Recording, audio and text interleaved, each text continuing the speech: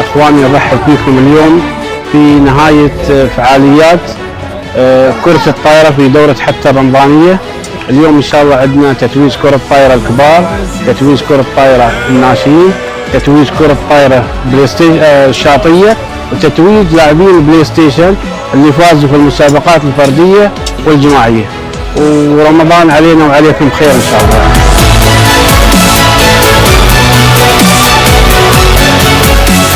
اليوم نشهد معاكم تتويج 3 فرق، الطائرة رجال والناشئين ايضا معاهم والشاطئية ولعبة البلاي ستيشن. كانت زوجية ولا فردية؟